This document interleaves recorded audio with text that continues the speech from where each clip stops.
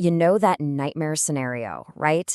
A family emergency hits on a Friday, and boom, your weekend gets eaten up as time off, and you're expected back at work on Monday. Well, for thousands of workers in Spain's contact center sector, that wasn't just a nightmare, it was reality. But not anymore. A huge Supreme Court ruling just flipped the script. All right, so how did we get here? First, we'll look at this big win for the union. Then we'll break down the problem they were fighting, this whole natural days thing. We'll get into what the court actually said, what it means for you, the employee, and then zoom out to see if this could have a bigger impact. Okay, first things first, the victory. And let me tell you, this wasn't some sudden decision. This was the result of a long, tough fight by the unions, really pushing for workers' rights. So, here's the headline.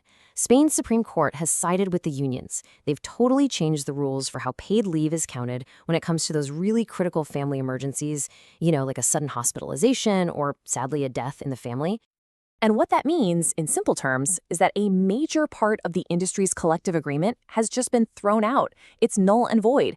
The court literally took a pen and struck down a rule that unions have been saying for ages was just flat out unfair to workers. Now, to really get why this is such a game changer, you have to understand the old system and how it was, well, broken. It all came down to this one tiny-sounding detail, the definition of natural days. Yeah, this whole fight boils down to the difference between two little phrases. You've got dies naturales, or natural days, which means every single day on the calendar. Weekends, holidays, all of it. Then you have dies habiles, or working days, which, as the name suggests, only counts the days you were actually supposed to be on the clock. And this right here is the perfect example of why that old system was just so bad. Picture this. A loved one gets rushed to the hospital late on a Friday. Under that old natural days rule, your 3-day leave starts right then. So that's Friday, Saturday, and Sunday. Gone. Your whole weekend, days you weren't even scheduled to work, just got counted as your emergency leave. And guess what? You're expected to be right back at your desk on Monday morning. It's crazy. You got almost no real time off to deal with the actual crisis. So when the court saw that ridiculous scenario, how did they react? Well, their decision did more than just fix the problem. It basically set a whole new precedent for what paid leave is even supposed to be for in the first place. And this wasn't some close call either. The Supreme Court's decision was crystal clear.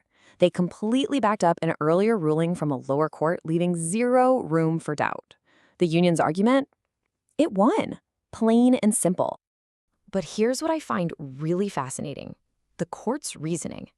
They didn't just look at the letter of the law. They looked at the spirit of it. They said the whole point of this leave is to give someone the time they actually need to handle an urgent family problem. It's not just about checking a box on an HR form. And that line of thinking led them to a really simple, common-sense conclusion. If the leave is supposed to cover time you would have been working, then, well, it has to be counted in working days. It's the only way to make sure people aren't sacrificing their personal time, their weekends and holidays, just to deal with a crisis. Okay, so enough with the legal jargon. What does this actually mean for you, the employee on the ground? Let's break down the real-world impact. According to the UGT union, this is massive. First off, workers now get more actual days off when they desperately need them. Companies can't use that tricky interpretation of the law anymore to shortchange them. It really hammers home the point that this leave is for taking care of family, not something to be lost over a weekend. And, most importantly, it fixes what the unions have been calling a corporate abuse of rights for a very long time. So yeah, a huge win for contact center workers. But the story doesn't end there. The impact of this decision is likely going to be felt far beyond just this one sector. You can already see the ripples starting to spread. Which, of course, brings us to the big question. Does this ruling affect other jobs? Does it set a precedent for other industries that might have similar rules? And the answer is a big, fat yes. The union's press release makes it clear that other sectors with similar clauses in their agreements, think private security, the race group, were basically waiting on the sidelines for this decision to drop. Now that it has, the precedent is set.